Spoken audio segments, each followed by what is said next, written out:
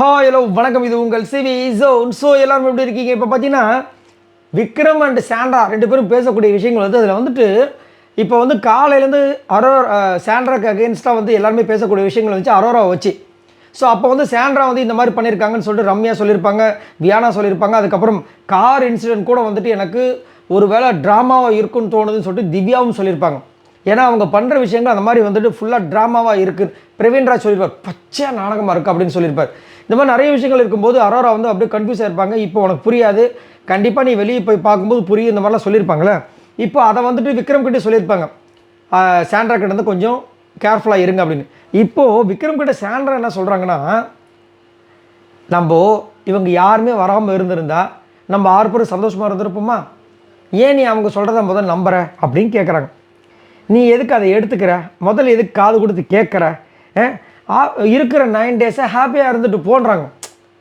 அவங்க பேசுவாங்க, நீ பேசுகிறத கேட்குறதுனால உனக்கு என்ன கிடைக்க போகுதுன்றாங்க.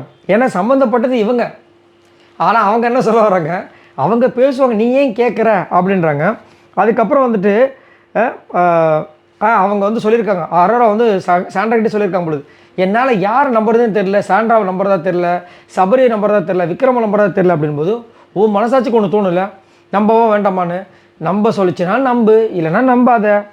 ஃபைனல் டேஸ் இன்னும் ஒரு 9 நாள் தான் இருக்குது, அதை என்ஜாய் பண்ணிட்டு போ, எதுக்குன்னு அதை பற்றி யோசிச்சுட்ருக்கா ஏன் அப்படின்றாங்க. அதுக்கப்புறம் எனக்கு இப்போ இன்னொரு வருத்தம் வேறு பயம் வேறு இருக்குன்றாங்க. அப்போ தான் மேட்ரே வருது. என்னென்னா இப்போ அமித் வந்து என்ன சொல்ல போகிறா தெரியல. ஏன்னா அமித்தை பற்றி வேறு நான் நிறைய பேசியிருக்கேன்.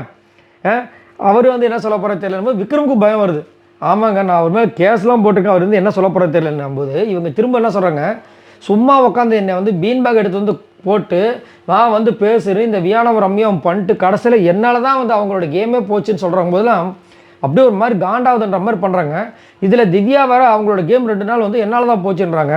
என்ன நடக்குதுன்ற மாதிரி வந்துட்டு இங்கே வந்து விக்ரம்கிட்ட நம்ம சாண்ட்ரா வந்து பேசக்கூடிய விஷயங்கள் வருது. இப்போ இந்த 6 பேரும், அதாவது நம்ம இப்போ வந்து நான் சந்தோஷமாக தானே இருந்தோம், அவங்க வராமல் இருந்தால் சந்தோஷமாக இருந்திருப்போம். அவங்க வந்ததுனால தானே இப்போ இவ்வளோ பிரச்சனை வந்திருக்கு. ஏன் நீ கேட்குற அப்படின்னு கேட்குறாங்க. அப்போ எப்படி இருக்கும் பாருங்கள், நீ ஏன் கேட்குற அப்படின்றாங்க. அப்போது வெளியில் நடக்கிற விஷயங்கள் எல்லாமே எப்படி இது உள்ளே வந்துச்சு, எனக்கு ரொம்ப டவுட்டாக இருக்குது வேறு விக்ரம் சொல்கிறாரு. எப்படி வந்திருக்கு, எல்லாம் டிவியை பார்த்துருப்பாங்க, தெரிஞ்சிருக்கும். ஸோ இவங்க எல்லாமே ரெடியாக இருக்காங்க, எது வந்தாலும் பரவாயில்ல, அவங்க சொல்லுவாங்க, நீ ஏன் கேட்குறன்ற அளவுக்கு வந்து பேசிகிட்டு இருக்காங்க சாண்ட்ரா. ஒன்றும் சொல்கிறதுக்கு இல்லை. சரி, இதை பற்றி என்ன நினைக்கிறீங்க? அது மட்டும் இல்லாமல் இந்த பணப்பட்டி போனதை வந்துட்டு அரோரா ஒரு பக்கம் திங்க் பண்ணுறாங்க, ஆஹா எடுக்காமல் போய்ட்டுமேன்னு. ஆனால் விக்ரமும் சாண்ட்ராவும் சுத்தமாக அந்த ஒரு ஃபீலிங்கே இல்லாமல் இருக்காங்க. அப்போ என்ன பிளானில் இருக்காங்க? ஒருவேளை டைட்டிலுக்கு இவங்க 2 பேரும் தகுதியானவங்க நினச்சிட்டு இருக்காங்களா?